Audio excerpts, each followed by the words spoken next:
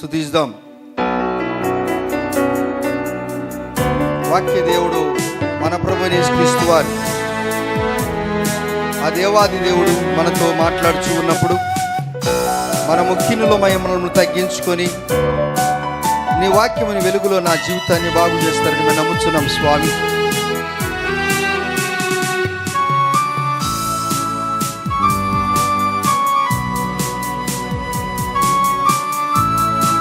పలువిధ సంగీత వాయిద్యములతో పలువిధ సంగీత వాయిద్యంబులతో అలయాకుండగని బలము గలవలలో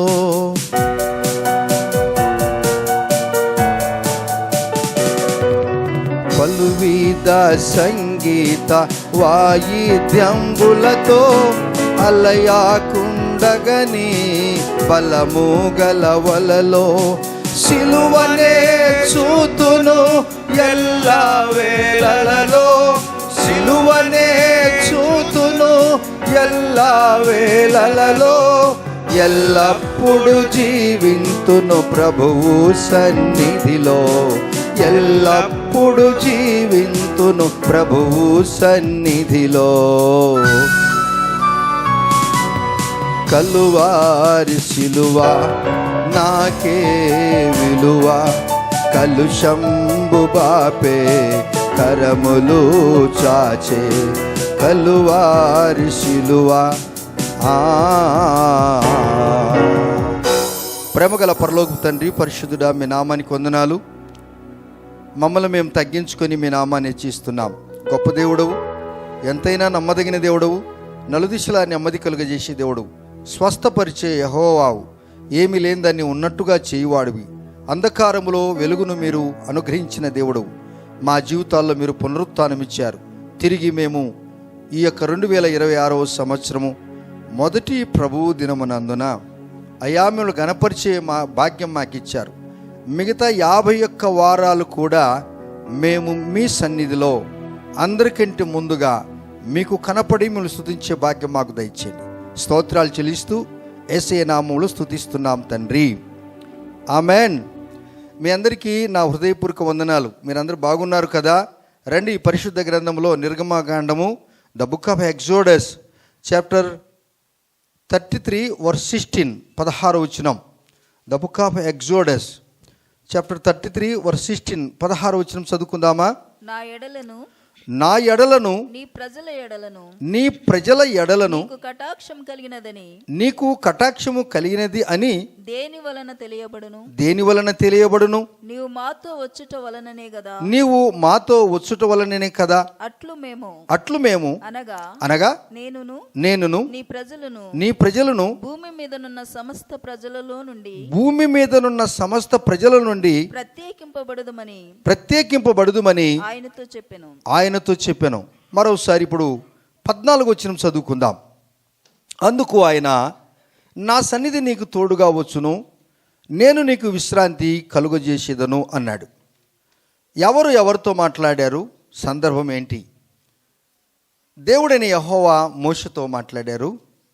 సందర్భం ఏంటి అనగా, ఇశ్రాయేల్ ప్రజలు ఐగుప్తు దేశం నుండి బయలుదేరి కానానుకు పాలు తేనెలు ప్రవహించు దేశానికి ప్రయాణిస్తున్నటువంటి సందర్భము.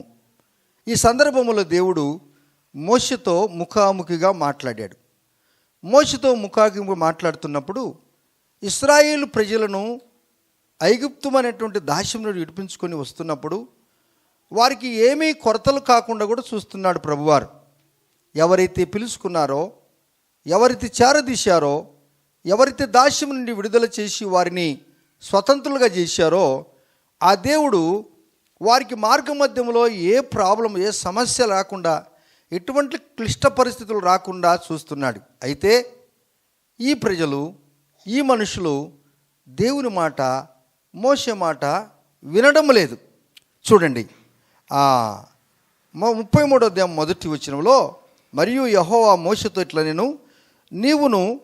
నీవు ఐగుప్తు నుండి తోడుకుని వచ్చిన ప్రజలను బయలుదేరి నేను అబ్రహాముతోనూ ఇస్సాకుతోనూ యాకోబుతోనూ ప్రమాణం చేసి నీ సంతానమునకు దీని ఇచ్చేదని చెప్పిన పాలు తేనెలు ప్రవహించు దేశమునకు లేచిపోండి. అని చెప్పాడు. 3వ వచనంలో మీరు లోబడని పిల్లలు అని ప్రజలు గనుక, మీరు లోబడిన వాళ్ళని ప్రజలు గనుక నేను మీతో కూడా రాను దేవుడు అంటున్నాడు. చాలా పర్యాయాలు ఇప్పుడు మనకి ఈ సంవత్సరం ఒక ప్రయాణం. ఈ ప్రయాణంలో కోప్పడి దేవుడు అంటున్నాడు నేను మీతో రాను అన్నాడు. ఎందుకు ఆయన అటువంటి మాట అన్నాడు అనగా, వీళ్ళందరికీ కొన్ని ఆభరణాలు ఉన్నాయంట. ఆభరణాలు, ఈ ఆభరణాలను చూసుకుంటూ, వస్తువులను చూసుకుంటూ, బంగారాన్ని చూసుకుంటూ, వెండిని చూసుకుంటూ వాళ్ళు తీసుకొని వచ్చారట. వాటిని చూసుకుంటూ దేవుణ్ణి మర్చిపోయినారట. దేవుని మర్చిపోవటం వలన దేవునికి కోపం వచ్చేసింది. మీరు నాకు ఇవ్వవలసినటువంటి సమయాన్ని నాకు ఇవ్వవలసినటువంటి సమయాన్ని మీరు నాకు ఇవ్వట్లేదు కనుక నేను మీతోటి రాను అన్నాడు దేవుడు. ఆ మాట కూడా మాట్లాడుచున్నాడు, మీకు మార్గ మధ్యములో తొందరలు అవుతాయని కూడా చెప్పాడు. ఎందుకు? దేవునికి ఇవ్వవలసినటువంటి ప్రధాన స్థానము మనం ఇవ్వట్లేదట. మీరు లోబడని పిల్లలు అని మనల్ని గనక అంటే మనం ఎంత బాధపడతామో. తండ్రి కుమారుని, తల్లి కుమార్తెను మీరు లోబడని పిల్లలు, నేను రాను మీతోటి అంటే అసలు మన జీవితం ఏం కావాలి? మనం అక్కడే చచ్చిపోతామండి, పీనుగైపోతాం, చచ్చిపోతామండి, శవమైపోతాం. దేవుడు కృపగలవాడు గనక అనాది కాలములో దేవుడు ఒక వాగ్దానం చేశాడు. ఆ వాగ్దానాన్ని ప్రభువారు మనకు పరిపూర్ణంగా ఇచ్చడానికి సిద్ధంగా ఉన్నాడు. ఆయన కృపగల దేవుడని, ఆయన కనికరమ గల దేవుడని, ఆయన వాత్సల్యత గల దేవుడని మనం ఆయన ప్రేమను దుర్వినియోగం చేసుకుంటే నేను మీతోటి రాను అంటే అది ఎంత బాగుంటుంది. ఒక భర్త ఒక భార్యను, ప్రేమించిన భార్యను అంటాడు నేను నీతో రాను అన్నాడు అనుకో, ఆ తల్లి ఎంత కృంగిపోతుంది గుర్తు చేసుకోండి. ఆ ప్రేమించిన భార్య కూడా నేను నీతో కలిసి జీవించాలని చెప్తే ఆమె ఎంత బాధపడుతుంది. నన్ను మనందరికీ ఆత్మీయ భర్త మన ప్రభు అయిన యేసుక్రీస్తు వారు నేను నిన్ను రానంటే మధ్యన ఒక వ్యక్తి మోసే ఉన్నాడు. మీరందరూ వాటిని పక్కన పెట్టండి అన్నాడు. మీరందరిని పక్కన పెట్టండి, నేను దేవుణ్ణి గోజారుతానని కింది వచనాల్లో అన్నప్పుడు వారు అవన్నీ తీసివేసినప్పుడు అప్పుడు ఒక గుడారం కడతాడు ఆయన. అక్కడ 7వ వచనంలో యెహోవా వెతుకు అక్కడ గుడారం కట్టినప్పుడు 7వ వచనంలో అంతటా మోషే గుడారము తీసి పాలెము ఎలుపలికి వెళ్ళి పాలెమునకు దూరముగా దాన్ని వేసి దానికి ప్రత్యక్షముకు గుడారమును పేరు పెట్టాడు. యెహోవాను వెతికిన ప్రతివాడు పాలెమునకు వెలుపనున్న ప్రత్యక్షపు గుడారమునకు వెలుచూ వస్తున్నాడు. గుడారములోనికి వెళ్ళటానికి మోసే ఒక అవకాశం కలగజేశాడు. దేవుని యొక్క మందిరానికి వెళ్ళటానికి మోసే కంటే గొప్పవాడు ప్రభువైన యేసుక్రీస్తు వారు మనకు ఒక అవకాశం కలగజేశాడు. ఎప్పుడైతే మోసే గుడారములో ఉన్నాడో దేవుడిని యెహోవా మోసేతో ఒక స్నేహితుడు మాట్లాడినట్టుగా ముఖాముఖిగా మాట్లాడుచున్నాడు. అలాగనే మోసే 120 సంవత్సరాలు బ్రతికి దేవుని సేవ చేసి కష్టాలు పడి శ్రమలు పడి ఎన్నో తిట్లు తిని ఆయన చనిపోయాడు. కానీ ఆయన సమాధి ఎక్కడ ఉందో ఇంతవరకు ఎవరికి కూడా తెలియదు. ఆయన 120 సంవత్సరాలు 3 భాగాలు, మొదటి 40 సంవత్సరాలు ఒక రాణి దగ్గర ఫరో ఇంట్లో ఆయన పెరిగాడు. రెండవ భాగము ఆయనది ఎలాంటిదనగా మందస్సును కాసినటువంటి దినాలు. 3వ భాగం ఏంటనగా ఇశ్రాయేల్ ప్రజలకు సేవ చేసినటువంటి 3వ భాగం. ఆయన 3 4 12 120 సంవత్సరాలు ఆయన జీవితం అలా గడిపాడు. దేవుని పిల్లారా, ఇప్పుడు ఆయన అలా మాట్లాడుతున్నప్పుడు మోషే అడుగుతున్నాడు, అయ్యా నీ ప్రియ బిడ్డలకు విశ్రాంతిని దయచేయి ప్రభువా, నీ ప్రియ బిడ్డలకు నెమ్మది కలుగజేయి ప్రభువా, యేసయ్యా నీ ప్రియ బిడ్డలకు మా స్వామి వీరికి నెమ్మది కలుగజేయి నాయనా, వీరికి విశ్రమం దయచేయి ప్రభువా అని వేడుకుంటున్నాడు. మోసే నీ మాటను బట్టి నాకు తెలుసు వీరు విననొల్లని ప్రజలు, వీరు విననొల్లని పిల్లలు వీళ్ళందరూ కూడా మళ్ళీ వచ్చే సంవత్సరానికే వస్తారు, పండక్కే వస్తారు, 31 తారీఖుకే వస్తారు అని ఆయన గోసారుతూ ఉన్నప్పుడు దేవుడు అంటాడు నీ మాటను బట్టి నీ మాటను బట్టి. 14 వచనంలో 33:14 మరోసారి చదవమా. అందుకు ఆయన నా సన్నిధి నీకు తోడుగా వచ్చును, నా సన్నిధి నీకు తోడుగా వచ్చును, నేను నీకు విశ్రాంతి కలుగజేస్తాను అన్నాడు. ఆమెన్. నేను నీకు, ఇది ప్రతి ఒక్కరికి అవసరం. విశ్రాంతి లేకుండా, విరామం లేకుండా, నెమ్మది లేకుండా ఎవరు పని చేయకూడదని దేవుడు ఈ దినము మనకు ఒక మాట చెప్తున్నాడు. ఆ మాట ఎక్కడ ఆరంభమైంది అనగా ఆదికాండము 2వ అధ్యాయము 2-3 వచనాలు చదవండి. The book of Genesis chapter 2 verse 2 and 3 చదువుకుందాం. ఆదికాండము చదువుకుందాం. మొదటి 2-3 వచనాలు 2వ అధ్యాయము. దేవుడు తాను చేసిన తన పని 7వ దినములోగా సంపూర్తి చేసి తాను చేసిన తన పని అంతటి నుండి 7వ దినమున విశ్రమించెను. చూశారా, 6 దినములు సృష్టిని చేశాడు. సృష్టిని సృష్టి కొరకు చేయలేదు. సృష్టి కొరకు చేయలేదు. ఈ సృష్టిని అంతటి కూడా మన కొరకు చేశాడు. ఒకసారి చప్పలు కొడదామా. ఎంత ప్రేమ గలవాడు. ఈ కొండల కొరకు చేయలేదు, సముద్రం కొరకు చేయలేదు, భూమి కొరకు చేయలేదు, భూమి పంట మన కొరకు చేశాడు. నీ కనపడుతున్నటువంటి సూర్యచంద్ర నక్షత్రాలు వాటి కొరకు చేయలేదు. దేవుడు నీ కొరకు, నా కొరకు దీన్ని చేశాడు. ఇది మర్చిపోయావా దేవుని బిడ్డ? మర్చిపోయావా నీవు? అందుకన్నాడు, వీరు విననొల్లని ప్రజలు. అమ్మో, ఆ జాబితాలో మన పేర్లు ఉండకూడదు, ఆ లిస్టులో మన పేర్లు ఉండకూడదు. దేవుని సన్నిధానములో మనము జీవిస్తూ ఉన్నప్పుడు 7వ దినమును ఏం చేశాడు ఆయన? 3వ వచనంలో కాబట్టి దేవుడు ఆ 7వ దినమును ఆశీర్వదించాడు. చాలు. దేవుడు ఈ దేహం అనేది ఒక యంత్రాంగం, ఇది ఒక మిషన్. ఈ మిషన్ కూడా, దీనికి కూడా రెస్ట్ కావాలి. రెస్ట్ కావాలా వద్దా? రెస్ట్ కావాలన్నా లేదా? రెస్ట్ కావాలి అంటే మనం ఏం చేయాలి తెలుసా? దేవుని సన్నిధానానికి తప్పకుండా రావాలంట. ఆత్మీయ నెమ్మది లేక సమాధానము సోమరితనము నుండి దూరం చేస్తుంది. ఆత్మీయ నెమ్మది లేక విశ్రాంతి ఇవన్నీ కూడా ఏం చేస్తాయంట? సోమరితనాన్ని నుండి దూరం చేస్తాయట. అంటే 6 దినములు నువ్వు పని చేయి, తప్పకుండా పని చేయి, 100% చెయ్యి. ఈ రెక్క ఆడితేనే ఈ డొక్క ఆడుతుంది. ఈ రెక్కాడితేనే నీ కుటుంబాన్ని నువ్వు పోషించగలవు. ఈ రెక్కాడితేనే 10 రూపాయలు నువ్వు మిగిల్చుకోగలవు. ఈ రెక్కాడితేనే నీకు ఒక అసెట్ నువ్వు చేసుకోగలవు. దేవుడు చెప్పాడు, నా పిల్లలను నేను ఆస్తికర్తలుగా చేస్తానన్నాడు. ఎలా చేస్తాడు? నీకు నేను మిగిలింపిస్తానన్నాడు. నువ్వు 6 దినములు తప్పకుండా తూచా తప్పక పని చేయి. సోమరిగా ఉండవద్దు, పని చేయి. సోమరి చీమల యొద్దకు వెళ్ళుము, వాటి నడతలను కనిపెట్టి చూడము, వాటిని చూసి జ్ఞానము తెచ్చుకో అంటున్నాడు. సామెతల గ్రంథం 6వ అధ్యాయం 6వ వచనములో. దేవుని బిడ్డలారా, దేవుడు మనకేం చెప్తున్నాడు? ఆ 7వ దినాన్ని దేవుడు ఏం చేశాడు? ఆశీర్వదించాడు. ఆశీర్వాదం వేరు, ఆస్తి వేరు. ఆస్తి ఉండటం వలన ఇప్పుడు మనం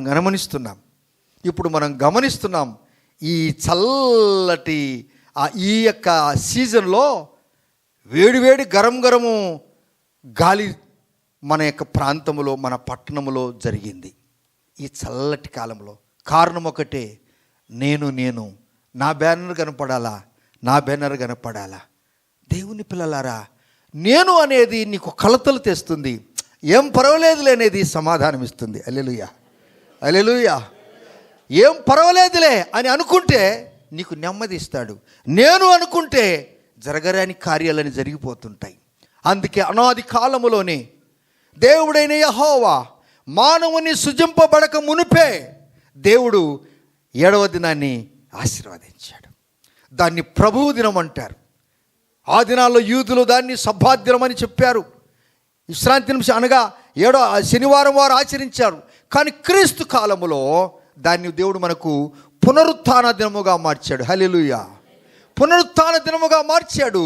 6 దినములు పనిచేసి 7వ దినమున నువ్వు దేవుని సన్నిధానములో ఉండమన్నాడు ఆయన. ఆమెన్. ఆ దినాన్ని నేను ఆశీర్వాదిస్తాను. ఏం ఆశీర్వదిస్తానంటే, నువ్వు 6 దినములు పని చేసావు కదూ, ఆ డబ్బంతా, ఆ పైకమంతా నీకు మిగిలింపు కావాలి అంటే ఒక్కరోజు నువ్వు దేవుని సన్నిధిలో ఉండాలి అని నేను చెప్పట్లేదు. యేసే అంటున్నాడు, లేదు ప్రభువా, నేను 7వ దినం కూడా నాకు విశ్రాంతి వద్దు ప్రభు అని అనుకుంటే, నేను మరలోసారి మీకు చెప్తున్నాను, మీ జీవితంలో మీకు నెమ్మది అనేది దొరకదు. ఆశీర్వాదింపబడిన డబ్బు వేరు, కావాలని సంపాదించిన డబ్బు వేరు. కావాలని సంపాదించిన డబ్బులో చాలా కలతలు ఏర్పడతాయి, మీకు తెలుసా? నెమ్మది లేకుండా విస్తారమైన ధనముండుట కంటే ఎంత డబ్బండి. ఒకసారి నేను ఒక పెద్ద ఆయన ఇంటికి దాదాపు 15 సంవత్సరాల క్రితం బళ్ళారిపట్నంకి వచ్చిన తర్వాత ఒక ఐశ్వర్య ఇంటికి నన్ను ఒక ఆయన తీసుకెళ్ళాడు. ఆయన మంచంలో ఉన్నాడు. నా సాక్ష్యం చెప్పాను. ఒకసారి ఇలా రా అన్నాడు. ఆయన డెస్కులన్నీ చూపించాడు నాకు. ఎక్కడ డ్రా తెరిచినా కానీ అన్ని టాబ్లెట్లే కనపడ్డాయి. టాబ్లెట్ ఎవరు తినకుండా ఉంటారు? మానవ శరీరంలో ఏదో ఒక బలహీనత ఉంటుంది. సార్ ఒక మాట, నేను ఎవరో తెలుసా? నాకు తెలుసు సార్ అన్నాను. నా సాక్ష్యం చెప్తారు అని అంటాడు. నేను ఒక బెల్ట్ షాప్కి యజమాని అన్నాడు ఆయన. ఒక సారాయి షాప్కి నేను యజమాని అన్నాడు. ఎంత డబ్బు సంపాదించాను, కానీ ఎంతోమంది కుటుంబాలు నాశనం చేశాను నేను. ఈ దినం నేను బ్రతికే ఉండి దీన్ని అనుభవిస్తున్నాను. ఆ భర్త ఇంటికి డ్యూటీ చేసుకుని పోతూ తాగిపోతుంటే ఆ భార్యకి సంతోషం లేదు, పిల్లలకు సంతోషం లేదు. ఆ ఉసురంతా నాకు తగులుకోలేదా? ఏ డెస్క్ తెరిచినా, ఏ డ్రా తెరిచినా కానీ టాబ్లెట్సే. ప్రార్థన చేసి వచ్చినాను. ఇటువంటి క్రియలలో మీరున్నారా దేవుని బిడ్డలారా? ఎస్, దేవుని స్తుతిద్దాం, దేవుని కనపరుద్దాం. ఎస్,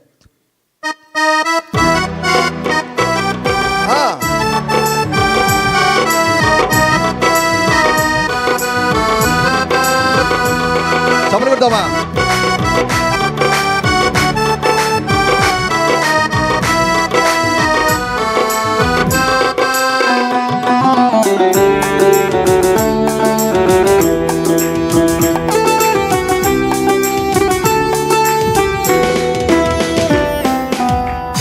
నెమ్మది లేకుండా విస్తారమైన ధనముండుట కంటే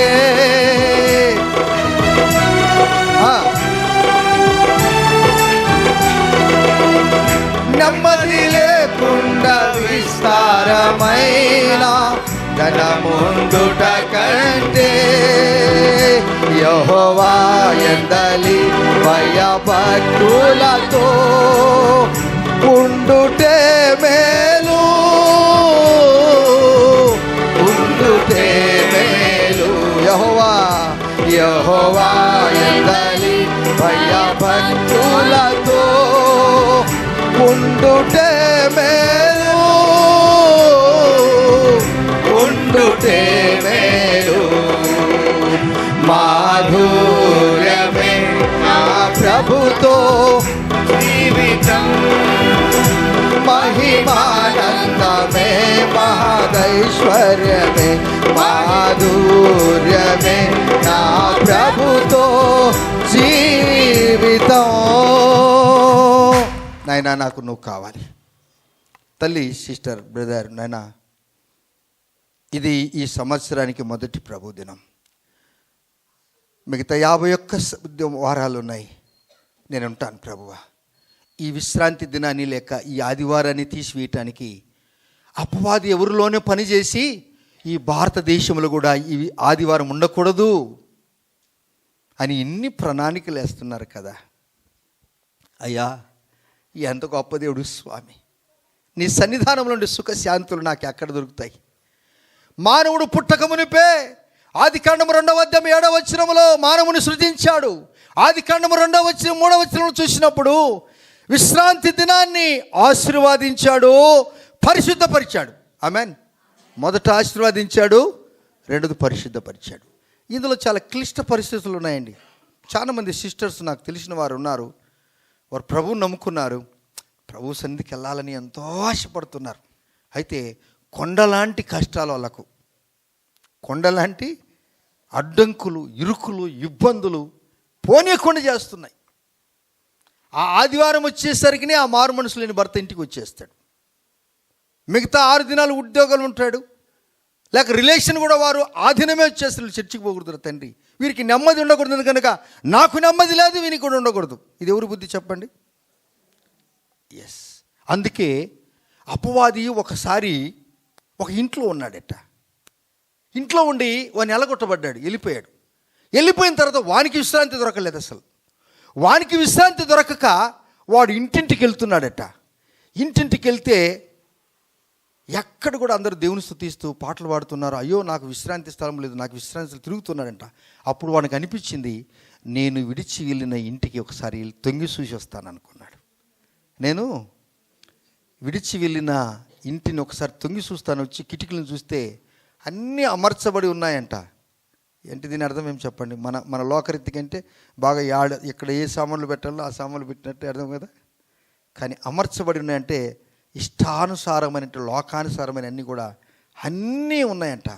అప్పుడు వాడు అనుకున్నాడు, నాకు విశ్రాంతి స్థలం ఇది అనుకున్నాడు. వాడు పరిగెత్తుకొని పోయాడు. నేను ఒక్కడిని పోతే వాడు నన్ను ఎదిరిస్తాడు, అందువలన నాకంటే బలమైన 7 ఆత్మలు తీసుకొని వస్తానన్నాడు. ఒక్కడుంటానికి సంసారం జరిగేది కష్టము. ఒక్క దయ్యం ఇంట్లో పని చేస్తే ఇల్లంతా కూడా ఏమైపోద్ది చెప్పండి? ఒకటి కఠినమైన భర్త, ఒక తాగుబోతు కొడుకు, ఒక పనికిరాని బిడ్డ, యవన బిడ్డ, తల్లిదండ్రులు సతాయించేది ఒకటి ఉంటే ఆ తల్లిదండ్రులు తలకాయ పట్టుకొని కూర్చుంటారు. వద్దురా బాబు, ఈ పిల్లలే వద్దు, నేను పొరపాటు చేసి ఆ దినం భగవంతుడు పిల్లల్ని దయచేయమని నేను అడిగినాను, ఆ పిల్లలు ఇచ్చినారు కానీ ఎదురు తిరిగే పిల్లలని ఎంత వేధిస్తూ ఏదైనా ఉంటారు వాళ్ళు. ఇప్పుడు ఈ అపవాది ఏం చేశాడనగా వీనికంటే బలమైన 7 దయ్యాలను తీసుకొని వచ్చాడు. తీసుకొని వచ్చిన తర్వాత ఇంట్లో దొరికలకే అప్పుడు అంటాడు, ఈయన స్థితి మొదటి స్థితి కంటే కడపటి స్థితి ఏమైపోయిందమ్మా, ఎంత బీభత్సవమైంది. దేవుడు మీ ప్రతిదినము ప్రతి ఇంటిని, మా ఇంటిని, మీ ఇంటిని, మనందరి ఇంటిని ఎవరైనా వచ్చి ఇన్స్పెక్షన్ చేయరేమో కానీ అపవాది మాత్రం రోజు వస్తాడు. నేను చెప్పట్లేదు ఇది ఏమా. అందువలన అనుదినము మనకు రక్షణ కావాలా, ఒక్కసారి ఎప్పుడో రక్షణ తీసుకుని సరిపోద్దా? అందుకే రాజైన దావీదు అంటాడు, ప్రభువా నాకు అనుదినము నా రక్షణకు దయచేయి స్వామి. దేవుని బిడ్డలారా, ప్రభు దినానికి నువ్వు వచ్చటం వలన నీకు మొదట ఆశీర్వాదం ఇచ్చాడు, రెండవది పరిశుద్ధపరిచాడు, 3వ దినమున నీకు విశ్రాంతినిచ్చాడు. ఎస్ఏ రెస్ట్ తీసుకో, నువ్వు కాస్త 6 రోజులు పనిచేసావు, రెస్ట్ తీసుకో. దేవుడే విశ్రాంతి కోరితే నువ్వు దాన్ని ఆ విశ్రాంతి దినము నీ ఇష్టానుసారంగా జీవిస్తే దేవుడు అంటాడు నిన్ను ఊరుకుంటాడా? అందుకే వీరు విననొల్లని ప్రజలు అన్నాడా లేదా? అందువలన ఓ ప్రభువా, నేను వినే బిడ్డగా నన్ను చేయి స్వామి. ఆదివారం వస్తే చాలా మంది పిల్లలు దేవుని సన్నిధిని విడిచిపెట్టి ఈ దినాలలో ఈ క్రైస్తవులు అనబడిన వారు కూడా ఆదివారమే పెళ్ళిళ్ళు పెట్టుకుంటున్నారు. ఆదివారం అందరూ దొరుకుతారంట. ఎంత అన్యాయం! వీళ్ళందరూ మన విశ్వాసులు కూడా బల్లల్లో పాల్గొనేవారు ఆదివారం కూడా వెళ్ళిపోతారు. వాళ్ళు ఏమని అనుకుంటారు? వాళ్ళు ఏమనుకున్నవాడు నీకు గాలి నీరు వెలుతురు ఇచ్చాడా? వారు ఏమనుకున్నవాడు నీకు గాలి నీరు, నీకు రక్షణ ఇచ్చాడా? నా యేసయ్య సన్నిధి నేను అనుభవించి వస్తానులే నేను భోజనం సమయానికి. హల్లెలూయా, హల్లెలూయా. అది నీ యొక్క తీర్మానం. నువ్వు పెట్టు 1,00,000 రూపాయలుడా, నా ఆరాధన ముగించుకున్న తర్వాత నేను వస్తాను, కానీ నీ 1,00,000 రూపాయలు ఇచ్చి నేను రానని చెప్పు. అది నీ సాక్ష్యం. నీ సాక్ష్యం ఏంటంటే అది నువ్వు 1,00,000 రూపాయలు పెట్టు, నేను ఆదివారం ఎక్కడికి పోను. ఒకవేళ నేను ఎక్కడికి ఏదో ఊరికి వెళ్తే నేను ముందుగా వెళ్ళి అక్కడ దగ్గర ఉన్నటువంటి ఆ దేవుని మందిరానికి వెళ్ళి దేవునితో ఆనందిస్తాను. నెమ్మది లేకుండా విస్తారమైన ధనముండుట కంటే, బాగా ఆలోచన చేసుకుందాం. ఈ మొదటి ప్రభువు దినములో మనం దేవుని మీరు ఏం ప్రమాణం చేశారు? 31న ఎస్ఏ మీకు ఏం ప్రమాణం చేశాడు? మీరు దేవునికి ఏం ప్రమాణం చేశారు? నా మాటలో ఏదైనా పొరపాటు తప్పు ఉంటే 100% మీరు నన్ను అడగొచ్చు. ఆమెన్. యా ఓ చెప్పలు కొడదామా?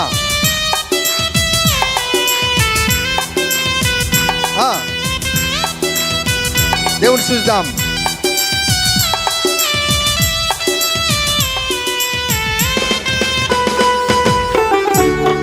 దేవా స్తోత్రం.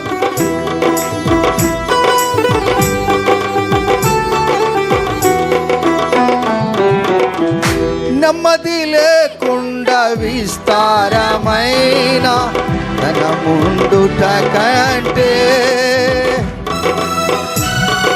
అవును స్వామి, నెమ్మది లేకుండా విస్తారమైన తన ముందుట కంటే యెహోవా యందలి భయభక్తులతో ఉండుటే చాలు, ఉండుటే మేలు. యెహోవా యెహోవా యందలి భయభక్తులతో ఉండుటే మేలు, ఉండుటే మేలు. మధురమే మాధుర్యమే నా ప్రభుతో జీవితం, మహిమానందమే మహాశ్చర్యమే, మహిమానందమే మాధుర్యమే నా ప్రభుతో జీవితం. నా ఉద్యోగ జీవితంలో నేను అలాగనే గడిపాను. నాది 24 గంటల జీవితం డ్యూటీలో. దేవుని బిడ్డలారా, భార్య పిల్లలకు త్వరగా అడిగండి. నేను ఆఫీస్కి వెళ్ళకమునుకు ఫాలినీతం ఆదివారం మందిర పీరియడ్ అని ఉంటుంది ఆర్మీలో కూడా. సర్వధర్మ ప్రార్థన స్థలకు వెళ్ళాలి సైనికులందరూ కూడా. అయితే నేను ఎప్పుడు కూడా సైనికత్వంలో చట్టాన్ని అనుసరించాను. ఒక క్రమమైన శిస్తైన సైనికుడను నేను. ఆ శిస్తులో నేను రిక్వెస్ట్ చేసుకొని, సార్ నేను చర్చికి వెళ్ళొస్తాను సార్ ప్లీజ్ అంటే, ఓకే జల్దీ ఆ జావ్ అంటే అంతే మాట్లాడేది. ఆర్మీలో ఎట్లా జల్దీ ఆవ్. నేను నా భార్య పిల్లలు సైకిల్లో, నేను సైకిల్ దొక్కుతుంటే చలికాలంలో నాకు చెమటలు వస్తాయండి. పిల్లలను ముందు, కుమారుని ముందు, కూతుర్ని ఈమెను కౌగిట్లో సైకిల్ దుట్టుకుని పోతుంటే చెమటలు అందరికంటే ముందుకు వెళ్తాను. అట్లా పరిస్థితుల్లోనే వెళ్ళేది. రావు వచ్చిండు ప్రభాకర్, రావు అంటారు. రావు అజా అందరూ అజా సామ్నే పెట్టావు గనగావు పాటలు పాడండి. ఆ క్లిష్ట పరిస్థితిలో మా చర్చి పెట్టేది 8 గంటలకి 4 గంటలకు అవుతుంది. పొద్దున 10 గంటలకు పోతే అందరూ భోజనం తీసుకుని వస్తారు, ఒక్కొక్కరు ఒక ఐటమ్ ఆడ భోజనం. ఆ లోపల అప్పుడు అది నెల మాకు ఫోన్లు లేవు, ఆఫీసులు ఉన్నాయి. ఎంతోమంది P1s వస్తారు, మెసెంజర్స్ వచ్చి నా డోర్ మీద, సార్ ఆప్కు సాబ్ బులా రహా హై జల్దీ ఆ జావ్ జల్దీ ఆ జావ్. అలాగనే వీరు మళ్ళీ ఇడిచిపెట్టి పరిగెత్తుకొని ఆఫీస్కి వెళ్ళి చాలా కోపంగా ఉంటాడు సార్. సెలెట్ కొట్టి, sir good afternoon sir, good afternoon కहाँ गए तो? సార్ చర్చికి వెళ్ళాను. చర్చి మరతా హై తో, చర్చిని సస్తావు నువ్వు. నో మాట్లాడేది లేదు. జావ్ ఆఫీస్ में काम करो. సెలెట్ పని చేసుకుని వచ్చిన తర్వాత, రావు ఎమర్జెన్సీ తా ఇస్లే మే బులాయా, ఎమర్జెన్సీ ఉందంటే రేపు ఇన్స్పెక్షన్ ఉంది రావు. నేను గట్టిగా అరిచాను, ఏమనుకోద్దంటే ఏం పర్లేదు సార్. దేవుని పిల్లారా, ఆ రుచి ఆ అభిరుచి నేను కాశ్మీర్ లోయలలో నడుములెత్త ఐసులో నేను కష్టపడి ప్రార్థన చేశాను, మోకాళ్ళతో ప్రార్థన చేశాను. మనసు లేకుండా సువార్త చెప్పాను, ఐసుగడ్డలకు సువార్త చెప్పాను, బాదాం వృక్షాలకు సువార్త చేశాను, కస్తూరి పుష్పాలకు, చిన్న చిన్న పుష్పాలకు నేను సువార్త చెప్పాను.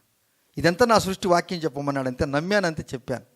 ఆ మనసులో నేను చెప్పలే, వాటికి జీవం ఇచ్చింది దేవుడని చెప్పాను.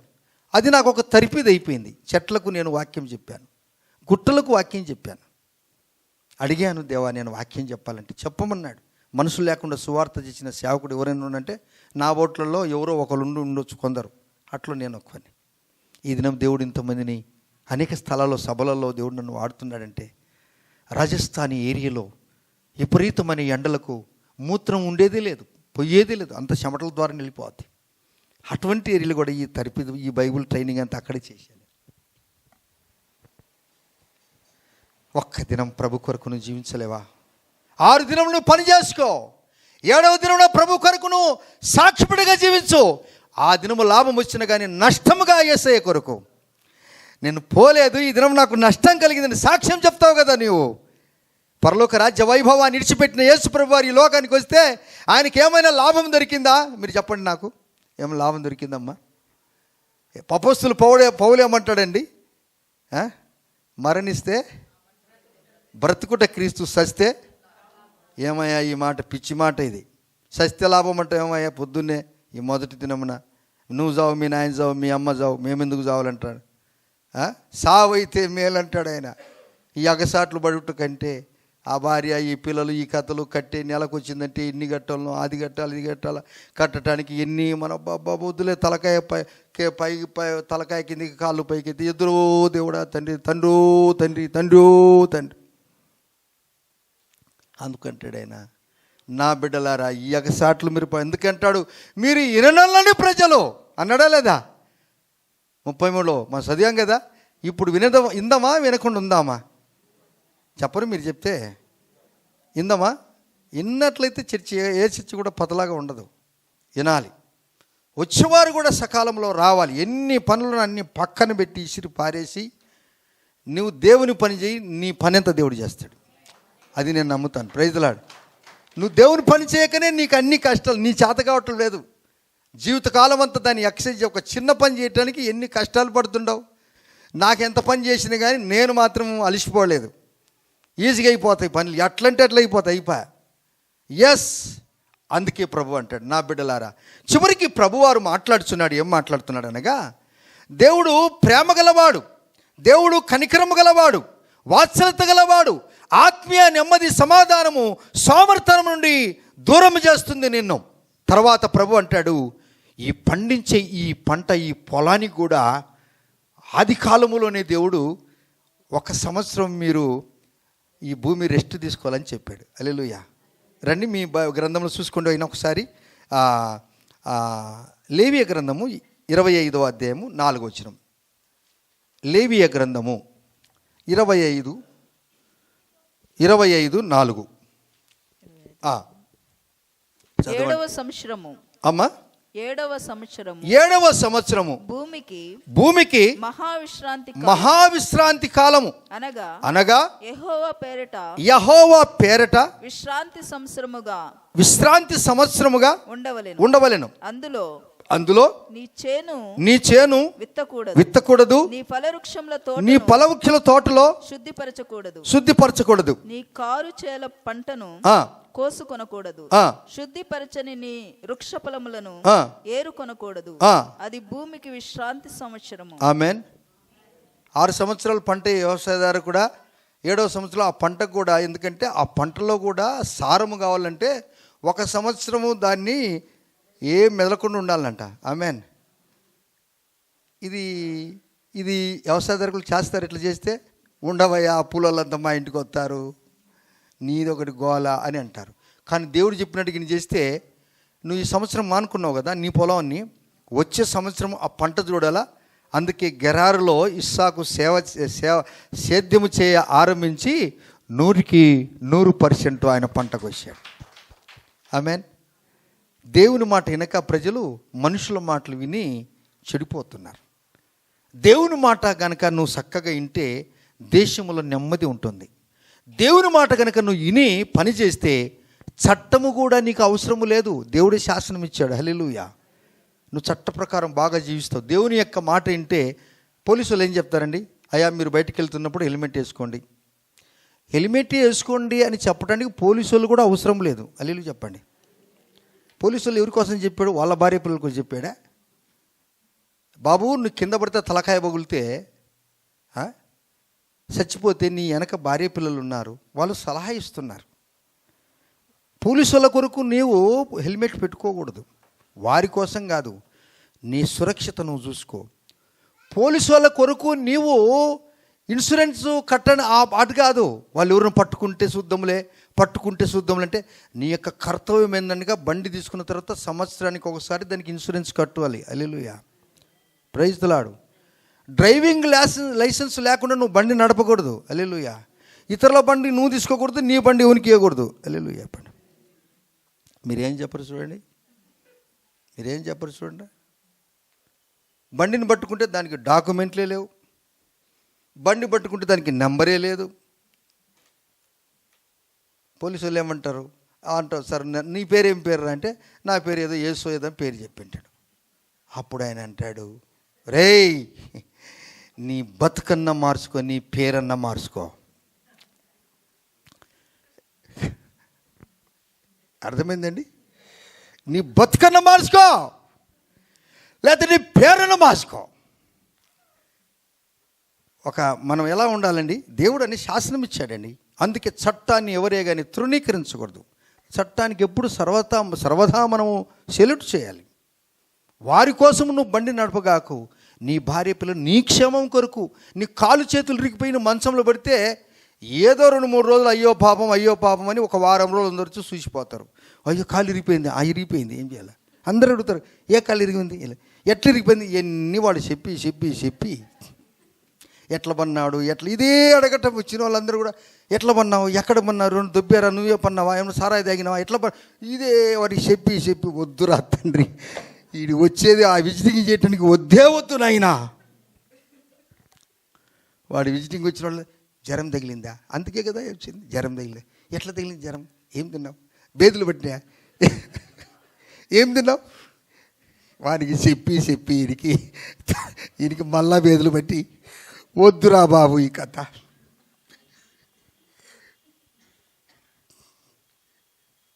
దేవుడు అంటాడు, 6 దినముల నీ యొక్క పొలము పంట మండాలి, 1 సంవత్సరం నిడిచిపెట్టు.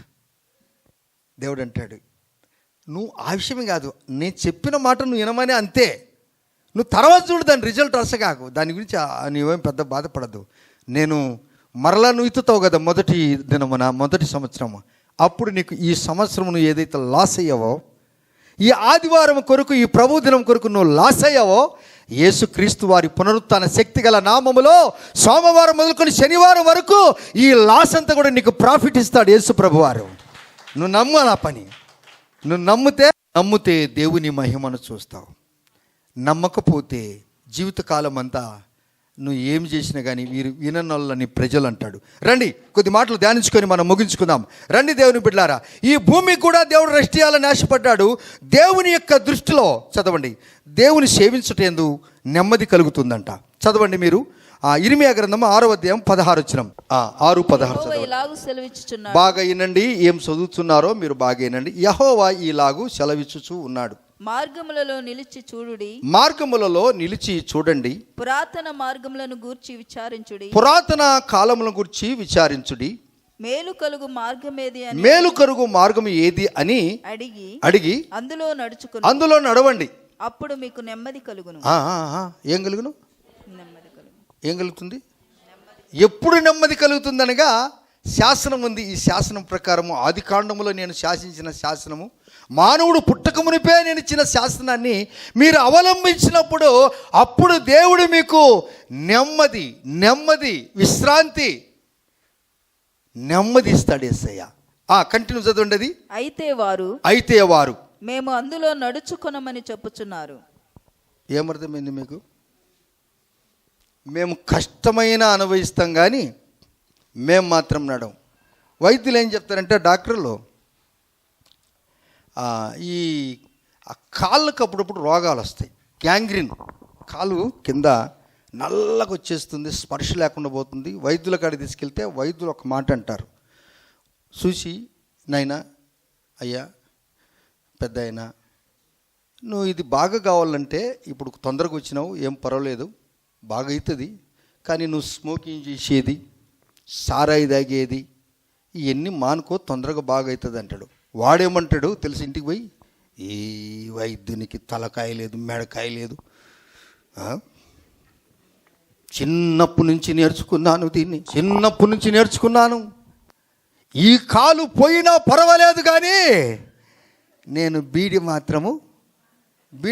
మీరు తక్కిట్లో పెట్టి బ్రదర్ మీ దగ్గర తోలు చేసే వేవ్ మిషన్ బీడిని వేసి చూడండి, అది ఎన్ని గ్రాములు వస్తుందో.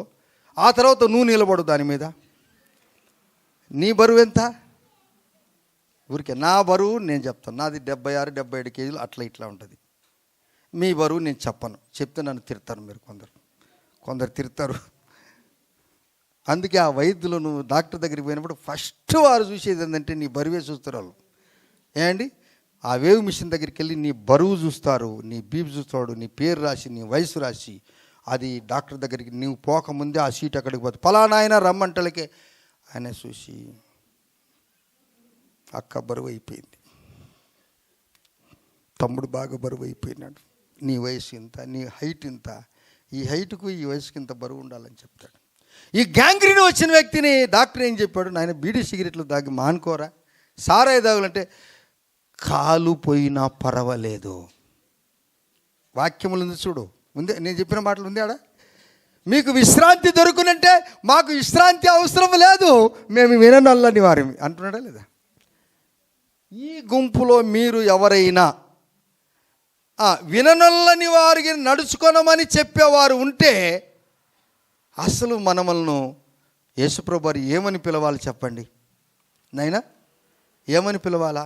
మీరు ఎవరైతే ఈ దినము చర్చికి రాని వారు ఎవరైనా మీ ఇంట్లో ఉంటే, ఇప్పుడు అందరు వచ్చారు, ఇంకెవరైనా ఇద్దరు ఇంట్లో ఉంటారు, వాళ్ళ ఇంటికి కాడ చూడండి పెద్ద భక్తుల్లాగా ఆ టీవీ పెట్టుకొని హల్లెలూయా హల్లెలూయా, ఆయన వాక్యం చూస్తే హల్లెలూయా హల్లెలూయా, భార్య పోయేటోళ్ళకి ఆయన టీవీ ఆన్ చేస్తాడు, అంతవరకు ఆయన ఏం చేస్తాడు? క్రికెట్ చూస్తుంటాడు, వార్తలు చూస్తుంటాడు, బళ్ళారిలో ఏం జరిగిందని చూస్తుంటాడు, ఎవరికి చూసుకుంటాడు. భార్య వచ్చేసామె, భార్య అప్పుడు ఈమె కూడా ఎవరుకోవాలా, అబ్బా నా భర్త ఎంత మంచివాడండి. వాళ్ళంతా ఎందుకు రొగుతున్నారు అనుకున్నారు? ఎస్, మన ఇండ్లు లాక్ చేయబడాలి. ఆదివారం హల్లెలూయా చెప్పండి. మన ఇండ్లు లాక్ చేయబడాలి. అందుకే ప్రయాసపడి భారం మోస్తున్న సమస్త జనులారా నా యొద్దకు రండి. మత్తయి సువార్త 11:28 నా యొద్దకు రండి, నేను మీకు విశ్రాంతినిస్తాను. నెమ్మది కలిగి జీవిద్దామా? ప్రభువా, మాకు నెమ్మది చుట్టుకు నువ్వు పరలోక రాజ్య వైభవాన్ని ఇడిచిపెట్టొచ్చావు స్వామి, నేను నెమ్మది కలిగి జీవిస్తాను. నెమ్మది లేకుండా విస్తారమైన ధనము నేను సంపాదించుట కంటే నీ మందిర ఆవరణలో జీవించటం నాకు ఎంతో మేలు అని మనం దేవుని స్తుతిద్దాం. దేవా, ప్రయాసపడుతున్నాను నా జీవితకాలం అంతా, నేను నీ కొరకు జీవిస్తాను, నీ కొరకు నా కొరకు రక్తం గార్చి ప్రాణం పెట్టిన దేవుడు, రండి, మీరు రండి, ప్రయాసపడి భారం మోస్తున్నారు, నేను మీకు విశ్రాంతి జనిస్తానని ప్రభువారు మరలా ఈ యొక్క నూతన సంవత్సరం మొదటి ప్రభు దినమున మరలా అందరికీ ఆహ్వానిస్తున్నాడు ఆయన. హల్లెలూయా. ఎస్, దేవునితో ఆనందిద్దాం. మరోసారి ఈ పాట పాడుకొని దేవుని స్తుతిద్దాం. నెమ్మది లేకుండా విస్తారమైన ధనముండుట కంటే యెహోవా యందు భయభక్తులతో జీవించుటే అది ఎంతో మేలు అని భక్తుడు పాడిన పాటను మరోసారి పాడుకుంటూ దేవుని గణపరుద్దాం. ఎస్ ఎస్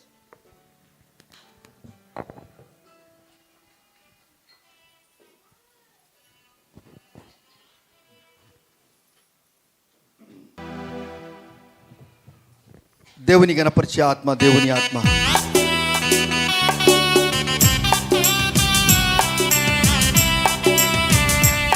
చప్పట్లు కొడదామా? దేవుడు చూద్దామా?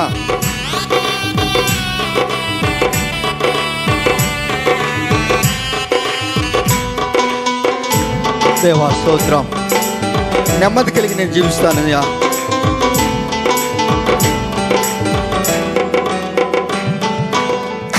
నెమ్మది లేకుండా విస్తారమైన ధనముండుట కంటే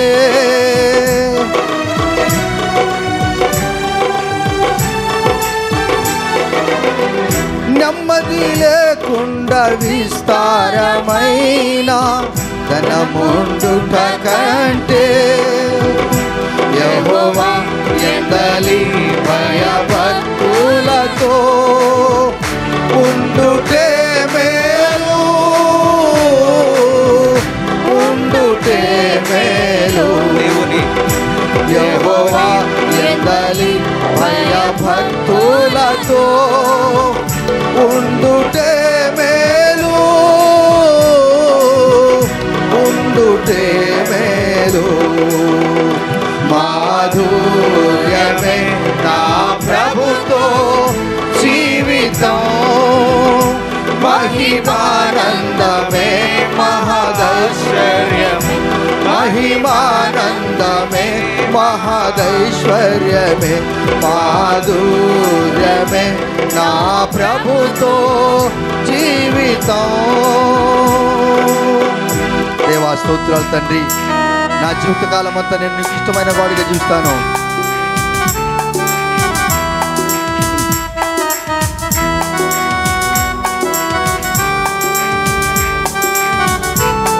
మరోసారి ఇదే వచనం పాడుకుందాం.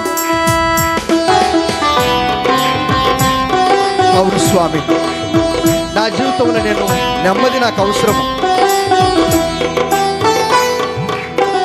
నెమ్మది లేకుండా విస్తారమైన ధనముండుట కంటే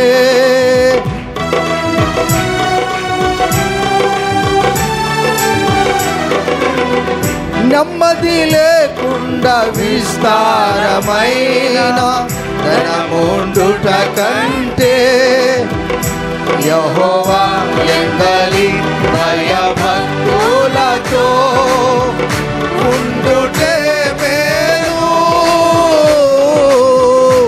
ఉండుటే మేలు. మాధుర్యమే మాధుర్యమే నా ప్రభుతో జీవితం, మహిమానందమే మహదైశ్వర్యమే, మహిదానందమే మహదైశ్వర్యమే, మాధుర్యమే నా ప్రభుతో జీవితం. మోకరిద్దాం దేవుని సన్నిధిలో. ఈ మొదటి దినమున ప్రభువారు మనకేం నేర్పించాడు? ప్రభు దినమున దేవుడు మనకేం నేర్పించాడు? ఇక బ్రతికిన జీవితకాలం అంతా ఈ విధంగా జీవితాన్ని తీర్మానం చేసుకో.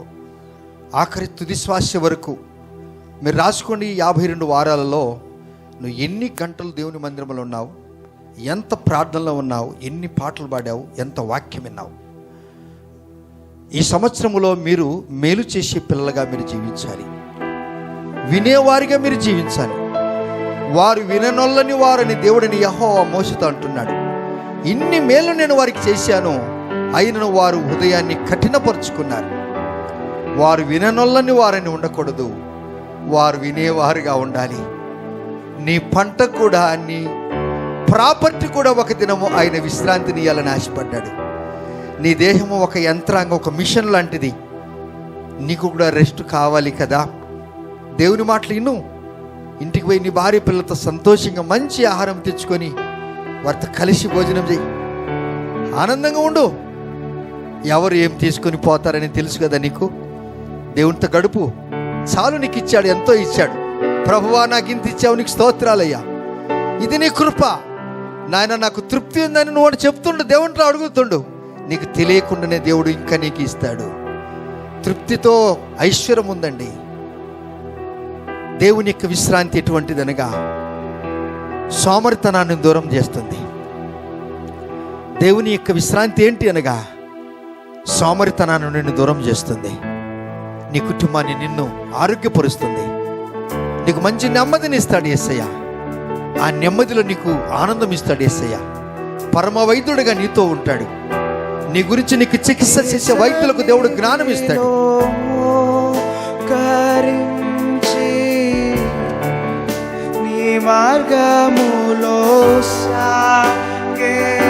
చివరి వరకు మనం అలాగనే జీవిద్దామా? నీ వాక్యమును చాటెదా,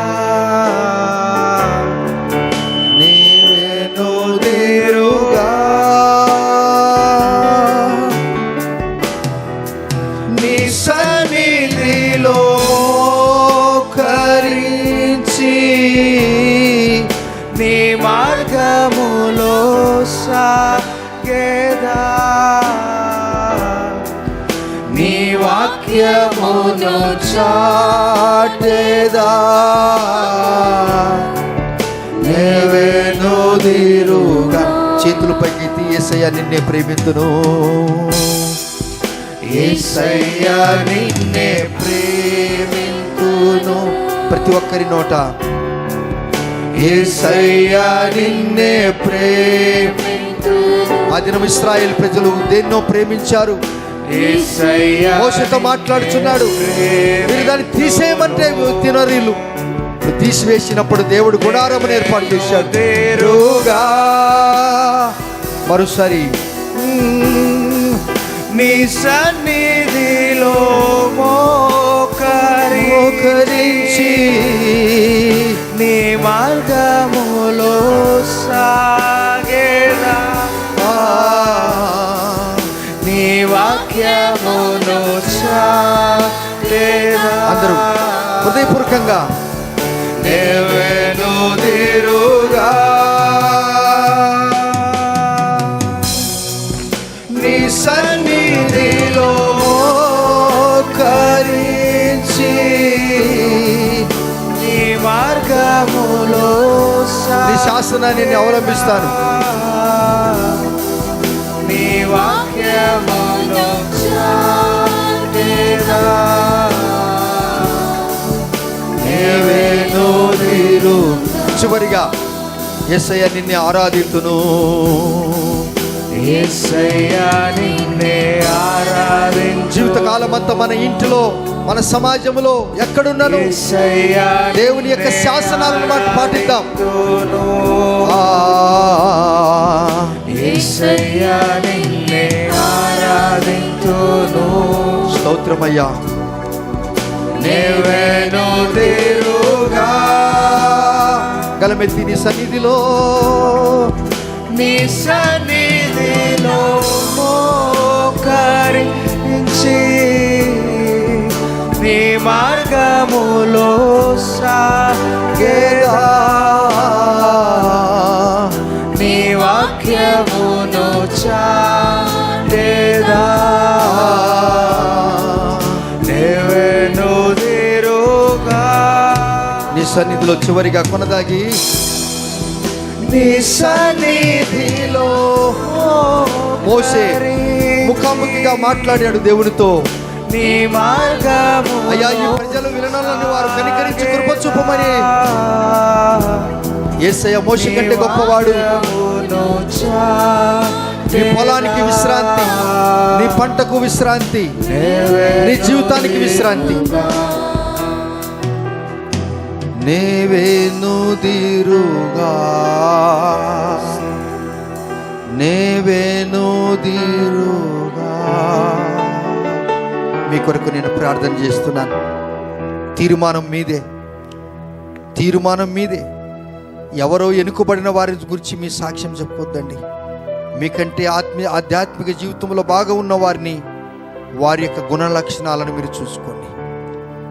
చెడిపోయిన వారిని, పడిపోయిన వారిని చూసి వారు ఉన్నారు, వారి గురించి మనకెందుకు? నీ కాలికొచ్చిన నీ వ్యాధిని, నీ బాధను, నిన్ను బాగు చేయటానికి ఆ వైద్యుడు చెప్పిన మాట నువ్వు అవలంబిస్తే నీ కాలు చేతులు బాగుంటాయి కదా. చికిత్స చేసిన, నీకు ట్రీట్మెంట్ ఇచ్చిన వైద్యునే నువ్వు తిట్టుకుంటూ పోతుంటే జీవితకాలం అంతా నువ్వు కష్టాలు అనుభవించాలి కదా. ఎవరు నిన్ను చేరదీస్తారు? ఎవరు నీ దగ్గరికి వస్తారు? ఎవరు నిన్ను పరామర్శిస్తారు? బాగుంటేనే వచ్చేది ప్రజలు, కష్టమైపోతే, బాగలేకపోతే ఈడు ఎప్పుడు వెళ్ళిపోతాడా అనే మాటే తలంపే వస్తుంది కదా. దేవుడు బాగున్నప్పుడే నా సన్నిధానంలో నువ్వు ఉండు. నీ కాళ్ళు చేతులు, జ్ఞానము, తల ఇచ్చి అన్ని ఇచ్చాను, చాలు. నీ జీవితంలో ఎన్నో మేలు చేశాను, ఇంకా నీ కొరకు మేలులే చేస్తాను నేను అన్నాడు యేసయ్య. దేవుని సన్నిధానం కంటే ఎక్కువ దేన్ని ప్రేమించొద్దు. నీ భార్య పిల్లలను కూడా ప్రేమించొద్దు, నీ భర్తను కూడా ప్రేమించొద్దు. దేవుని కంటే ఎక్కువగా దేన్ని ప్రేమించినది విగ్రహారాధనే. దేవుని కంటే ఎక్కువగా దేన్ని ప్రేమించినది విగ్రహారాధనే. నీ భర్త నీకు గాలి నీరు వెలుతురియలేదు, నీ భార్య నీ గాలి నీరు వెలుతులేదు, నీకు పరామర్శించుండొచ్చునేమో, కానీ నీకు అనుదినము గాలి నీరు వెలుతురిస్తున్నటువంటి ఆ దేవుని మరిచిపోయి లోకంలో దాన్ని ప్రేమిస్తే దేవునికి ఎంత కోపం వస్తుంది కదా. క్షమించు ప్రభువా, నన్ను క్షమించు స్వామి, నన్ను క్షమించయ్యా అని అడుగు. నీ కొరకు నేను ప్రార్థన చేస్తున్నాను. పరమ తండ్రి, నీ పాదములకు స్తోత్రాలు. మా కొరకు ప్రాణం పెట్టావు గనుక, మీ స్వహస్తాలతోనే మమ్మల్ని చేశారు గనుక మేము చెడిపోయేది మీకు ఇష్టము లేదు, మేము శాపాలతో ఉండేది మీకు ఇష్టము లేదు, మేము విననొల్లని వారిమిగా ఉండేది మీకు ఇష్టము లేక, మోసే గోజారినట్లుగా మోసే కంటే గొప్పవాడైన యేసయ్య మనల్ని కూడా గోజారుతూ ఉగ్రత నుండి తప్పించడానికి ప్రభువా మీరు మా మధ్యన సంచరిస్తూ వచ్చారు, ప్రేమిస్తూ వచ్చారు, కౌగలించుకుంటూ వచ్చారు, బుద్ధి చెబుతూ వచ్చారు, మీ శాసనాన్ని వివరిస్తూ వచ్చారు. ఈ భారతదేశంలో మేము కూడా చట్టాన్ని ఎరిగిన వారమై చట్టానికి విరోధము కాకుండా విధేయులుగా జీవించే కృపను అనుగ్రహించండి. మా క్షేమము కొరకు ఎవరో చెప్పవలసిన అవసరము లేదు, అయినను వారు చెప్తున్నారు, జ్ఞాపకం చేస్తున్నారు. అట్టి వారిని బట్టి కూడా స్తోత్రాలు. అయినను నా మట్టుకు నేను నా సొంతంగా నేను నీ కార్యము చేస్తాను, నా వ్యక్తిగతంగా నిన్ను కొనియాడుతాను. నాకు ఇచ్చిన ఈ ఉచితమైన రక్షణను నేను గట్టిగా పట్టుకుంటాను. ప్రభువా, నీ బిడ్డలు అలా తీర్మానం చేసుకున్న వారిని బట్టి స్తోత్రాలు. దీవించండి, ఆశీర్వదించండి. అనారోగ్యంగా ఉన్న వారిని బాగు చేయండి. చెప్పుకోలేక సమస్యలతో వచ్చిన వారిని భయపడవద్దు, భయపడవద్దు, భయపడవద్దు. నేను నీకు తోడుగా ఉన్నాను. నీకు నేను విశ్రాంతి కలుగజేయటకు, నెమ్మది కలుగజేయటకు, రెస్టునిచ్చుటకే వచ్చాను అని చెప్పిన మాటలు జ్ఞాపకం చేసుకుంటూ యేసయ్య నామములో ప్రార్థించి అడిగి పొంది ఉన్నాము తండ్రి. ఆమె తండ్రికి దేవుని ప్రేమ, కుమారుని కృప, పరిశుద్ధాత్మ దేవుని యొక్క నిన్న సహవాసము ఇక్కడ మనందరికీ దేవుడు సదాకాలము విశ్రాంతిని అనుగ్రహించునుగాక. Amen, amen. ప్రభు మిమ్మల్ని దీవించునుగాక. Have a nice day. God bless you.